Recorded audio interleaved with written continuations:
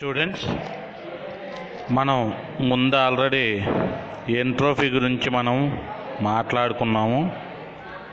ఎంట్రోపీకి formula S=Q/T.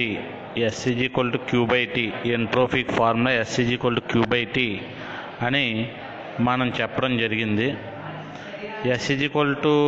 ఎంట్రోపీకి Q/T కాబట్టి దానికి ఇంకొక ఫార్ములా dQ/T అని కూడా మీకు చెప్పాను నేను దీని ముందు పార్ట్లో. అయితే ఇప్పుడు ఎంట్రోపీ షార్ట్ ఆన్సర్ క్వశ్చన్ కనుక రాయాలనుకోండి, మీరు లెక్చర్ 11లో ఉన్నది సరిపోద్ది. ఒకవేళ ఎస్ఏ క్వశ్చన్ కనుక మిమ్మల్ని అడిగారు అనుకోండి, లెక్చర్ 11 రాయాలి. ఇప్పుడు ఇది లెక్చర్ 12 అనమాట. ఈ రెండు కలిపి మొత్తం నోట్స్ రాసేస్తే మీకు ఎస్ఏ క్వశ్చన్ అయిపోద్ది అనమాట. ఎస్ఏ క్వశ్చన్కి ఆన్సర్ అవుతుంది. సో ఆ క్వశ్చన్ ఎలా వస్తుందో నేను తర్వాత చెప్తానులేండి. సో ప్రజెంట్ మొత్తం మనకి ద్విగత చక్రీయ ప్రక్రియలో ఎంట్రోపీ మార్పు అని సైడ్ పెట్టి కొంత రాయాల్సి ఉంటుంది.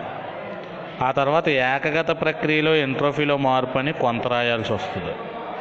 విశ్వం యొక్క ఎంట్రోపీ అని కొంత, ఎంట్రోపీ మరియు క్రమరాహిత్యము అనేది కొంత. ఇక్కడ వరకు రాసేస్తే మీకు ఏమవుతుందంటే ఎస్ఏ క్వశ్చన్ మొత్తం కంప్లీట్ అవుతుంది అన్నమాట. కాబట్టి ఈరోజు టాపిక్లో ద్విగత ప్రక్రియలో ఎంట్రోపీలో మార్పు అనేటువంటి టాపిక్ని మనం ఇప్పుడు చూద్దాం. సో ద్విగత ప్రక్రియలో ఎంట్రోపీలో మార్పు చూసేటప్పుడు ఏబిసిడి అనేటువంటి కార్నాట్ ఉష్ణయంత్రాన్ని పరిశీలిద్దాం. ఉష్ణయంత్రం అని మానేసి ఉష్ణయ చక్రం అన్నా పర్లేదు, కార్నాట్ చక్రాన్ని పరిశీలిద్దాము. అది చక్రమే. దాన్ని చూడండి, క్యాపిటల్ ఏ డయాగ్రామ్ని మీరు జాగ్రత్తగా చూడండి. క్యాపిటల్ ABCD అని వేసాను డయాగ్రామ్లో. అలాగే అడ్డగా రెండు గీతలు ఉన్నాయి చూసారా, Q1 ఒకటి రాశాను, ఒకటి Q2 అని ఉన్న గీతలు ఉన్నాయి కదా. ఆ రెండు కూడా సమ ఉష్ణోగ్రత వ్యాకోచం ఒకటి, ఒకటి సంకోచమును.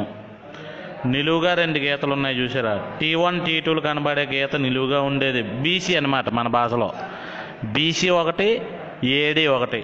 ఈ రెండు కూడా BC స్థిరోష్ణ వ్యాకోచం అయితే DA అనేది స్థిరోష్ణక సంకోచాన్ని సూచిస్తుంది. అయితే ఇప్పుడు దీనికోసం మనం ఏం చేద్దామంటే, ఫస్ట్ AB అనేటువంటి సమఉష్ణోగ్రత వ్యాకోచాన్ని తీసుకున్నాం. సమఉష్ణోగ్రత వ్యాకోచాన్ని తీసుకుంటే ఇక్కడ ఏం జరుగుతుంది, T1 అనేటువంటి ఉష్ణోగ్రత వద్ద Q1 అనేటువంటి ఉష్ణరాశిని గ్రహిస్తుంది అనమాట. అలాంటప్పుడు ఎంట్రోపీలో మార్పుకి మనకు ఫార్ములా ఏమని చెప్పాను, DS1 = మామూలుగా అయితే Q/T అని కూడా ఫార్ములా ఉంది కదా. Q/T ఫార్ములా ఉంది, DS/T కూడా ఫార్ములా ఉంది. అయితే ఇక్కడ మనకి Q/Tకి బదులు అక్కడ AB అనేటువంటి వ్యాకోచానికి కాబట్టి సముష్ణోగ్రత వ్యాకోచం కాబట్టి ABకి Q1 T1 అంటే Q1/T1. దానికి ఈక్వేషన్ నెంబర్ 1 అనమాట. ఆ తర్వాత రెండోది వచ్చేసరికి BC అనేటువంటి తీసుకున్నాం అనుకోండి. అంటే మీరు ఒకటి గుర్తుపెట్టుకోండి, ఫస్ట్ దాన్ని సమ ఉష్ణోగ్రత వ్యాకోచం చేసాం, దానికి ఎంట్రోపీలో మార్పుని DS1 అనుకుంటే DS1 Q1/T1 అనుకున్నాం, దానికి ఈక్వేషన్ 1 అయిపోయింది. క్లియర్. ఇప్పుడు రోమన్ 2 అని పెట్టి BC తీసుకున్నాం. BC అనేది స్థిరోష్ణ ప్రక్రియలో అని రాసాం కదా, స్థిరోష్ణ వ్యాకోచం అనమాట. అది BC అనే స్థిరోష్ణ వ్యాకోచంలో ఎంట్రోపీ అనేది స్థిరమే కదా, మనందరికీ తెలుసు కదా. అసలు ఎంట్రోపీ అనే భావన ఎందుకు పెట్టాము, చాలా ప్రయోగాలు చేస్తే స్థిరోష్ణ ప్రక్రియలో ఉష్ణరాశి స్థిరంగా లేదు, స్థిరోష్ణ ప్రక్రియలోని స్థిరంగా ఉండేటువంటి ఒక భౌతిక రాశి మనకు కావాలి, ఆ భౌతిక రాశిని S అనుకున్నామని, ఆ Sకి ఫార్ములా Q/T అని మనం ఆల్రెడీ డిస్కస్ చేసాం లెక్చర్ 11లో. కాబట్టి ఇక్కడ క్లియర్గా ఏటర్థమైందంటే స్థిరోష్ణ ప్రక్రియలో S స్థిరం. S అంటే ఏంటి, ఎంట్రోపీ స్థిరం. ఎంట్రోపీ స్థిరం కాబట్టి దాని డెరివేటివ్ అంటే DS ఏమైపోద్ది, 0 అయిపోద్ది. కాబట్టి BC అనేటువంటి స్థిరోష్ణక వ్యాకోచానికి DS2 అనుకుంటే, దాంట్లో ఎంట్రోపీలో మార్పు DS2 అనుకుంటే DS2 అనేది 0 అయిపోయింది అనమాట. Okay, clear. ఇప్పుడు రెండింటికి అయిపోయింది. తర్వాత CD అంటే CD అనేటువంటిది ఏటవుతుంది, సమ ఉష్ణోగ్రత సంకోచం అనమాట. అది ఇక్కడ T2 అనే ఉష్ణోగ్రత వద్ద Q2 అనేటువంటి ఉష్ణరాశి వెలువడుతుంది అనమాట. వెలువడుతుంది కాబట్టి ఇక్కడ మనం మైనస్ కింద తీసుకుంటాం. ఎందుకంటే ఇందాక మనం ఏ నుండి బికి వ్యాకోచించింది, ఇక్కడ సి నుండి డికి ఏమైంది సంకోచించింది. కాబట్టి ఇందాక ప్లస్ అయితే ఈక్వేషన్ 1 అది ప్లస్ అయితే ఈక్వేషన్ 3 ఏమవుతుంది అంటే మైనస్ అవుతుంది అనమాట. అందుకు ds3 = dq/t కదా. dq/t = ఇక్కడ ఇప్పుడు సిడిలో ఏమవుతుంది, ఉష్ణమేమో Q2 ఉంది, ఉష్ణోగ్రత ఏమో T2 ఉంది. కాబట్టి అప్పుడు ఫార్ములా ఏమవుతుంది, ఎంట్రోఫీ ఫార్ములా ప్రకారం ఎంట్రోఫీ ఫార్ములా Q/T కదా. అప్పుడు ds3 = ఇక్కడ -Q2/T2 అవుతుంది. మైనస్ ఎందుకు అవుతుంది, ఇది సంకోచం కాబట్టి. వ్యాకోచం అయితే ప్లస్, లేదా ఇందాకది కుడివైపు వెళ్ళింది, ఏ నుండి బి కంటే కుడివైపు వెళ్ళింది ప్లస్ అనుకుంటే సి నుండి డికి వచ్చిందని మరి వ్యతిరేక దిశలో వచ్చింది కదా, వ్యతిరేకం తెలియడానికి పోనీ మైనస్, అలాగనే సరే మీరు భావించండి. సో దీనికి ఈక్వేషన్ 3 అనుకున్నాం. ఈక్వేషన్ 1కి ఫార్ములా వచ్చింది, ఈక్వేషన్ 2కి 0 వచ్చింది, ఈక్వేషన్ 3కి -Q2/T2 వచ్చింది. ఇప్పుడు డిఏ అనేది తీసుకున్నాం అనుకోండి, డిఏ ఏమవుతుంది, స్థిరోష్ణక సంకోచం అవుతుంది. స్థిరోష్ణక అని అన్నాం కాబట్టి ఎంట్రోఫీ ఏమవుతుంది, స్థిరం కదా. స్థిరోష్ణ ప్రక్రియలో ఎంట్రోఫీ స్థిరం కదా, అంటే ఎస్ స్థిరం కదా. అప్పుడు డిఎస్ ఏమవుతుంది, డిఎస్ అంటే ఎస్కి డెరివేటివ్ అని అర్థం. అప్పుడు డిఎస్ ఏమవుతుంది, 0 అయిపోద్ది. డిఎస్ 0 అయిపోద్ది కాబట్టి డిఏ అనేటువంటి స్థిరోష్ణక సంకోచములో ఎంట్రోఫీ స్థిరం కావున అప్పుడు ఎంట్రోఫీలో మార్పు ds4 ఏమైపోయిందంటే 0 అయిపోయింది. ఇప్పుడు ఈక్వేషన్ 1కి ds1 Q1/T1, ds2 0, ds3 -Q2/T2, ds4 ఏమో 0. ఇప్పుడు 1 2 3 4 నుంచి 1 2 3 4 నుంచి అక్కడ రాసాను చూడండి. 1 2 3 4 నుండి ds ds రావాలంటే ఏమవుతుంది, ds1 plus ds2 plus ds3 plus ds4.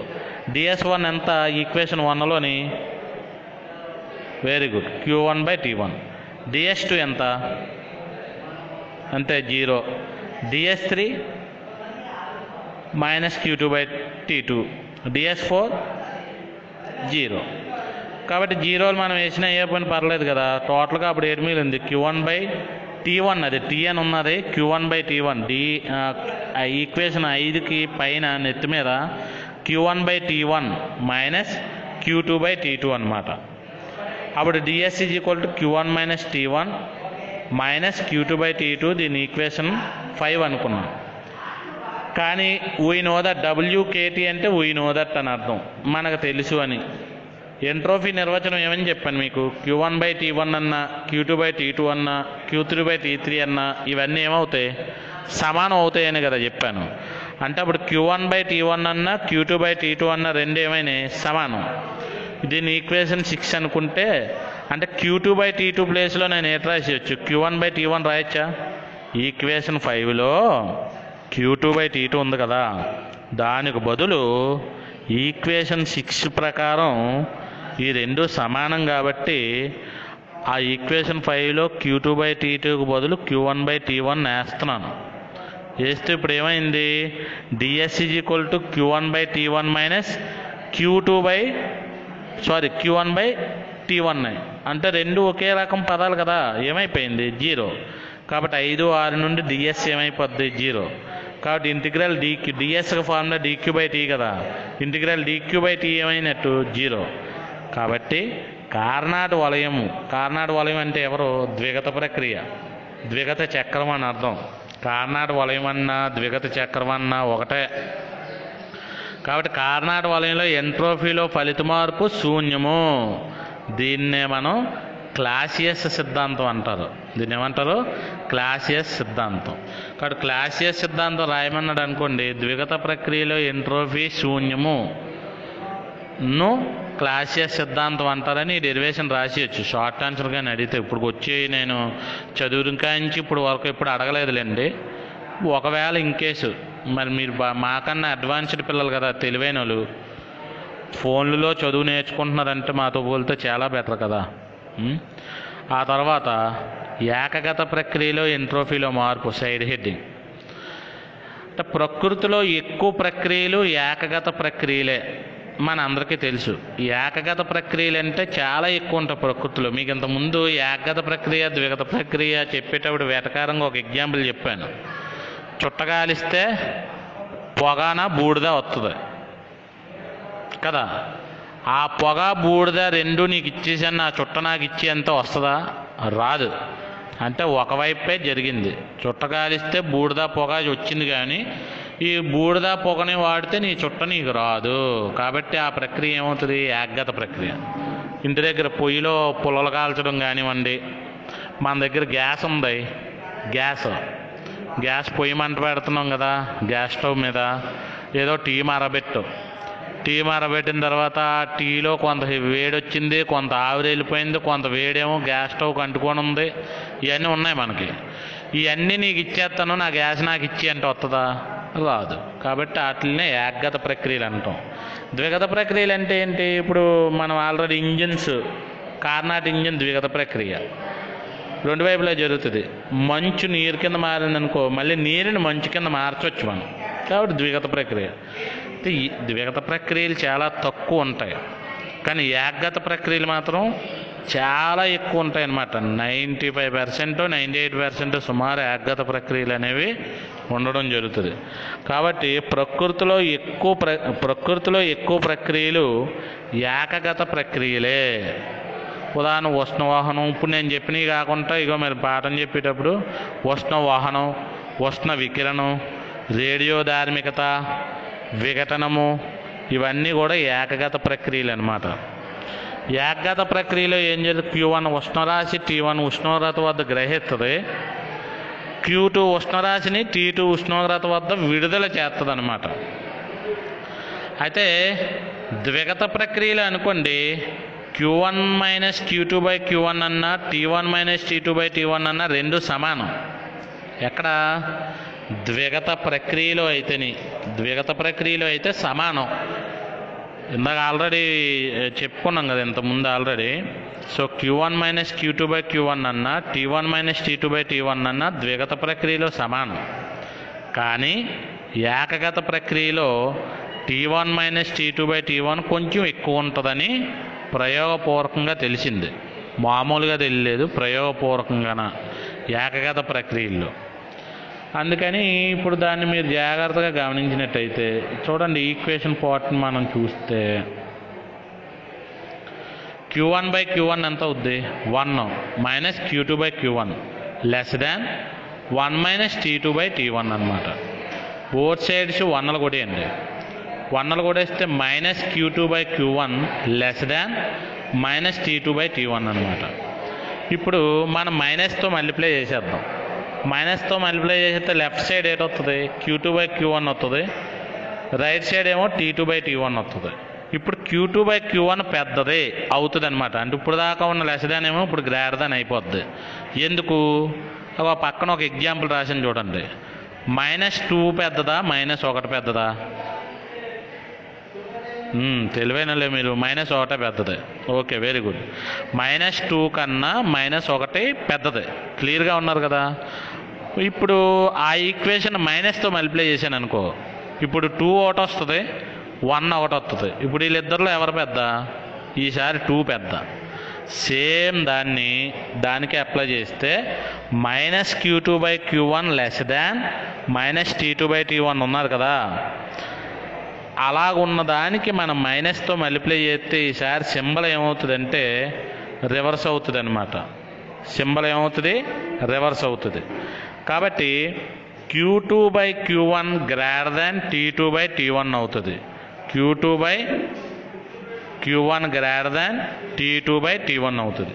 ఇప్పుడు మనం ఏం చేద్దాం అంటే Q2 కిందకి T2 తీసుకొచ్చండి. మీకు అడ్డగుణకారం అనమాట, మన భాషలో అడ్డగుణకారం. అలాగే T1 ఉన్నది కదా, దీనిపైకేమో Q1 అని తీసుకెళ్ళండి. తీసుకెళ్తే అప్పుడు ఏమవుతుంది? Q2/T2 < Q1/T1 అవుతుంది. సో Q2/T2 - Q1/T1 అనేది ఇప్పుడు Q1 - T1 ఏమో లెఫ్ట్ సైడ్ తీసుకొచ్చండి. లెఫ్ట్ సైడ్ తీసుకొచ్చేటప్పుడు ఏమవుతుంది? <0 అవుతుంది అనమాట. మన Q2/T2 మైనస్ Q1/T1 అనే మనం ఏమనొచ్చు, ఎంట్రోఫీలో మార్పు అనొచ్చు కదా. ఎందుకంటే Q/T అంటే ఏంటి, ఎంట్రోఫీ కదా. అలాంటివి ఒకటి S2 ఉన్నట్టు, ఇంకొకటి ఏమో S1 ఉన్నట్టు అనమాట. కాబట్టి S2 మైనస్ S1 అనేది ఏటవుతుందంటే ఎంట్రోఫీలో చేంజ్ని చూపిస్తుంది, మార్పుని చూపిస్తుంది. కాబట్టి ds = ఏమైంది, Q2 minus T2 Q2/T2 minus Q1/T1 అవుతుంది. కాబట్టి దీని వాల్యూ ఏమైంది, >0 కాబట్టి ds >0 అనమాట. కాబట్టి ఏకగత ప్రక్రియల్లో ఎప్పుడైనా సరే ఎంట్రోఫీలో మార్పు అనేది పాజిటివ్గా వచ్చింది, అంటే ధనాత్మకంగా వచ్చింది. కాబట్టి ఏకగత ప్రక్రియలో ఎంట్రోఫీలో మార్పు అనేది పెరుగుతుంది, ఏకగత ప్రక్రియలో ఎంట్రోఫీ పెరుగుతుంది అని అర్థం అన్నమాట. అలాగే ఆ తర్వాత మనం డిస్కస్ చేసినప్పుడు మూడో సైడ్ హెడ్డింగ్ వచ్చేసరికి విశ్వం యొక్క ఎంట్రోఫీ అనమాట. విశ్వం యొక్క ఎంట్రోఫీ, విశ్వంలో ఎక్కువ శాతం ప్రక్రియలు ఏకగత ప్రక్రియలు, ఇప్పుడే కదా మనం మాట్లాడుకున్నాము. విశ్వంలో ఎక్కువ శాతం ఏకగత ప్రక్రియలు, చాలా తక్కువ ఉంటాయి అన్నమాట ద్విగత ప్రక్రియలు. కాబట్టి ఏకగత ప్రక్రియలే ఎక్కువగా ఉన్నాయి కాబట్టి ఆల్రెడీ ఏకగత ప్రక్రియలో ఎంట్రోఫీలో మార్పు ఏమని చెప్పాను, పాజిటివ్ అని కదా చెప్పాను దీని ముందు టాపిక్. కాబట్టి విశ్వంలో ఎక్కువ మనకి ఏకగత ప్రక్రియలే ఉన్నాయి కాబట్టి విశ్వం యొక్క ఎంట్రోఫీ పెరుగుదలకు ఉపయోగపడుతుంది అన్నమాట.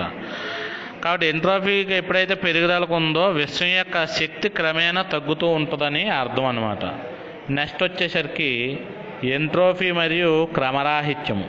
ఎంట్రోఫీ మరియు క్రమరాహిత్యము. కాబట్టి ఘన పదార్థాలలో అణువుల మధ్య ఆకర్షణ ఎక్కువగా ఉంటుంది ఘన పదార్థాల్లో. కావున క్రమమైనటువంటి నిర్దిష్టమైనటువంటి ఒక నిర్మాణాన్ని కలిగి ఉంటుంది ఘన పదార్థాల విషయంలోకి వచ్చేసరికి. వాయు అణువుల మధ్య, అదే వాయువులు కానీ తీసుకున్నాం అనుకోండి, వాయువుల మధ్య ఆకర్షణ అనేది తక్కువ కావున అణువులు దూరంగా ఉంటాయి. అదే ఘన పదార్థాల్లో అణువుల మధ్య ఆకర్షణ అనేది ఎక్కువ కాబట్టి అవి దగ్గరగా ఉంటాయి. వాయు అణువుల మధ్య ఆకర్షణ తక్కువ కాబట్టి దూరంగా ఉంటాయి. కాబట్టి అణువుల క్రమరాహిత్యాన్ని ఘన పదార్థాల నుండి వాయు పదార్థాలకు ఏమైంది, పెరుగుతుందన్నమాట.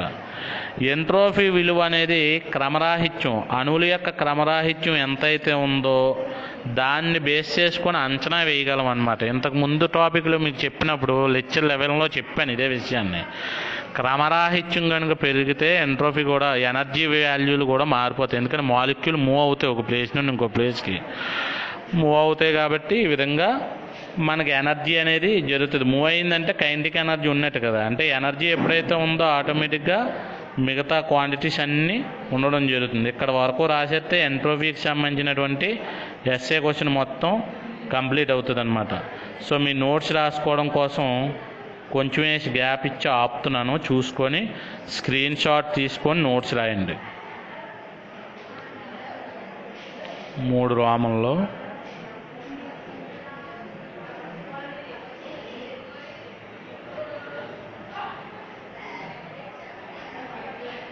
ఆ తర్వాత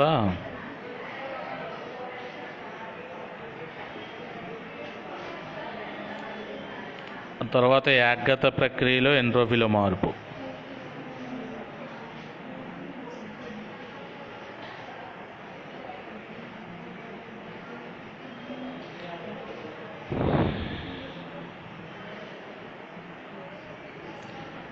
ఆ తర్వాత వచ్చేసరికి ఈక్వేషన్ పార్ట్ కూడా రాసుకోండి. నోట్స్ అలాగే యాజ్ ఇట్ ఈజ్గా నోట్స్ రాసేయండి, మీకు ఏమీ నేను కట్ చేయలేదు.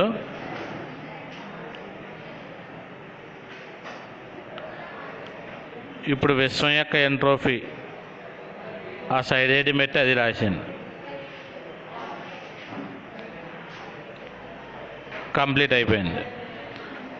మీరు ఎక్కువ మంది చూస్తున్నాను, వీడియో చూస్తున్నట్టు వ్యూస్ కనబడుతున్నాయి కానీ నోట్స్ రాసి ఎవరు పెట్టట్లేదు. అంటే మీరు పెడుతున్నారంటే ఫాలో అవుతున్నారని అర్థం. Okay, thank you very much.